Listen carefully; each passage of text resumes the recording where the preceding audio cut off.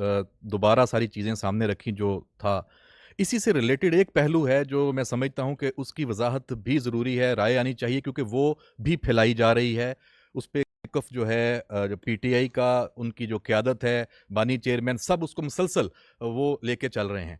अ, जो 9 मई पे जो हमला हुआ या जो सारे वाक़यात हुए, उसपे मुकदमात चल रहे हैं और उसपे बहुत कुछ हुआ और अभी भी हो रहा है। लेकिन 8 फरवरी भी आया और 8 फरवरी को सबने देखा कि पीटीआई को खैबर पख्तूनख्वा में एक क्लीन स्वीप विक्ट्री एक टाइप की मिली, उसको मरकज़ में और पंजाब में भरपूर उसको नुमाइंदगी मिली, अवाम ने उसको वोट दिया।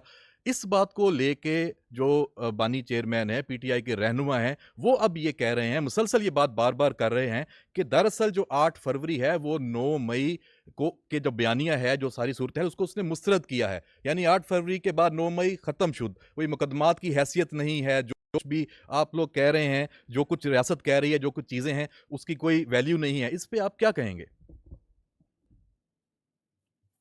झूठ का एक मसला होता है कि एक झूठ को छुपाने के लिए कई झूठ बोले जाते हैं। ये प्रोपेगेंडा का होता है, एक के बाद एक के बाद एक। तो ये जो बयानिया बनाया जा रहा है कि 8 फरवरी में 9 मई गायब हो गया, गुम हो गया, जो भी आपने जिस तरह भी इसको बयान करें आप। लेट्स सी द फैक्ट्स, क्योंकि मैंने आपको अभी इस पिछले सवाल में अर्ज़ की कि हमारे जो ताकत है, जो सच्चाई है, वो सच्चाई और फैक्ट्स है। 8 फरवरी को जो टर्नआउट था, वो तकरीबन 47% था। तकरीबन साढ़े 6 करोड़ या 65 मिलियन जो वोटर्स थे, उस दिन उन्होंने वोट कास्ट किया।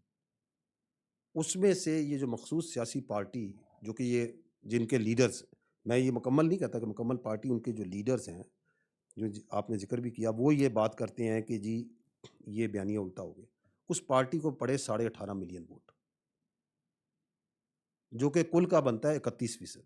तो 69-70% जो वोट पड़ा, वो तो उस बयानिया को नहीं पड़ा। तो हम जमहूरियत में रहते हैं ना, अक्सरियत किधर है? वो तो उधर गया। और अगर मैं इसको आबादी के तनासब से देखूं, पाकिस्तानी कुल आबादी का ये 7.5% बनता है मेरे भाई।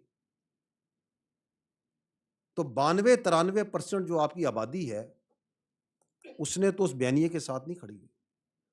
और ये तो हम ये इसलिए कहें कि अगर ये अज्यूम करें कि जिसने उसको 18.5 मिलियन ने वोट डाला, उसने कहा कि 9 मई बिल्कुल ठीक हुआ था और बिल्कुल ये फौज पे हमला होना चाहिए था और बिल्कुल ये शहीदों की तस्दीक होनी चाहिए थी।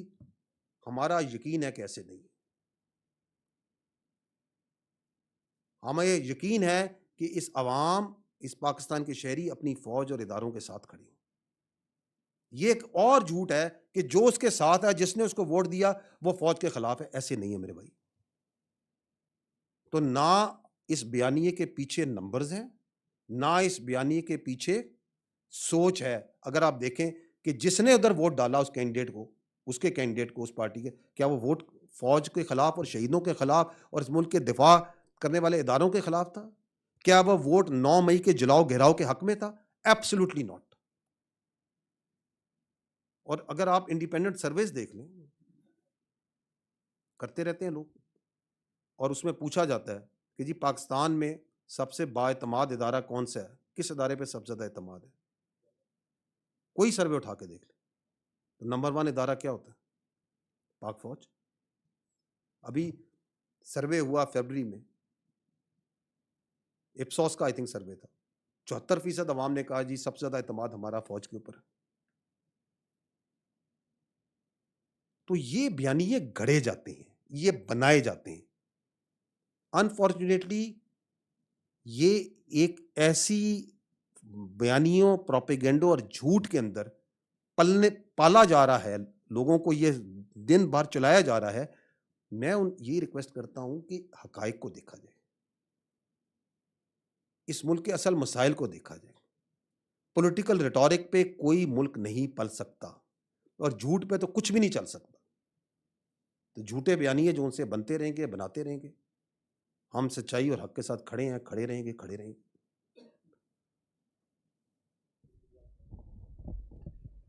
जी, मेरा नाम एजाज अहमद है। मैं जीएनएन न्यूज़ को रिप्रेजेंट करता हूँ।